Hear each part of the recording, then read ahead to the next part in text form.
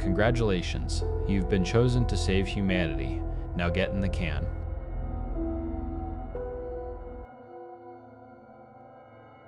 The first sound wasn't a knock.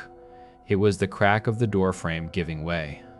Anahita was out of the bed before I was, a shadow moving in the gloom of our small apartment. Caius, the window. Go. Her voice was a low hiss, not of fear, but of command. I saw the glint of the long kitchen knife she kept by the bed, a gift from her father, for protection. What a fucking joke. The door blew inward, torn from its hinges by a hydraulic ram. 3 figures in heavy black armor filled the space, their faces hidden behind dark visors. They weren't police, not the kind that give you tickets. These were wardens, harvesters. Anahita, no, I breathed, but she was already lunging.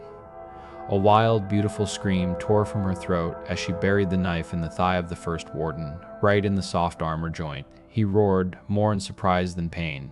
That was my cue. I scrambled out the bedroom window, my bare feet finding the cold, rusted iron of the fire escape. The city air tasted of smog and panic. Below, the alley was a chasm of shadows and dumpsters. I didn't look back. I couldn't. I just heard a wet, heavy thud, and Anahita's scream cut off. Something inside me fractured. Her words from weeks ago echoed in my head, a frantic mantra against the pounding of my heart. They'll see my markers, Caius. They won't want me. They only want you. They'll leave me be. Lies. All of it. Sweet, desperate lies to make me run when the time came. My feet hit the pavement and the impact shot up my legs. I ran.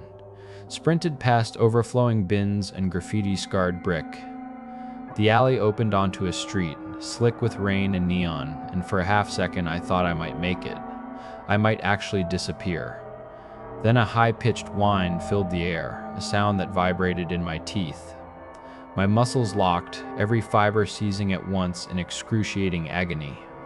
I collapsed onto the wet asphalt, a marionette with its strings cut. My body convulsed, my vision swam in black spots. 2 figures stepped out of the shadows. One of them nudged me with his boot. Got him. Specimen is viable. They dragged me into the back of an unmarked van. The lead warden, a man with a face like a block of granite, sat across from me as they injected something into my neck. A paralytic. My body went limp, but my mind was screaming. I refused consent, I slurred, my tongue thick and useless. I'm exercising my right. The warden just looked at me. No malice, no pity, just a profound emptiness. Son, you are a genetic artifact. A song the universe isn't singing anymore. You don't have rights. You have a purpose. They took me to a building of white marble and sterile light they called the Ark Foundation. I was strapped to a table under a complex web of machinery. The man who orchestrated it all, Alistair Finch, was there. He looked down at me, his eyes like polished stones. Congratulations, Caius, he said, his voice smooth as silk. You're a luthier. You understand the importance of preserving beautiful things. You, your mind, your unique creative pathways, you are a masterpiece. We are simply putting you under glass. I tried to spit at him, but my mouth wouldn't work. He nodded to a technician. Begin the decanting. I didn't feel a needle. It was a coldness that started in my veins, a slow-moving frost. I could feel them, tiny machines, swarming through me.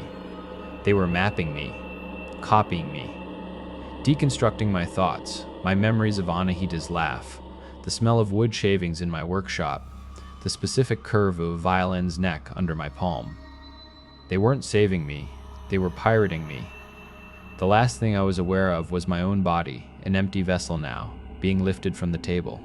I saw it drop into a chrome canister. A thick, nutrient-rich slime, the color of amniotic fluid, rushed in to fill the gaps. My last physical sensation was the cold goo filling my useless lungs, and then the heavy clang of a lid being welded shut.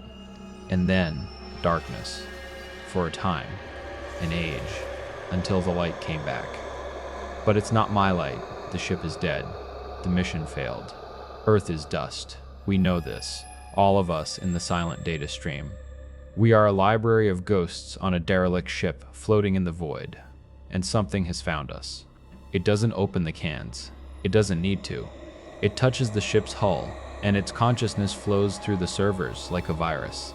It finds our digital minds, our carefully preserved souls, and it feeds. It doesn't consume us. It experiences us. Right now, it's experiencing me. I can feel it. It's savoring the memory, the crack of the doorframe, the glint of Anahita's knife, the agony of the sonic blast, the cold of the slime, over and over.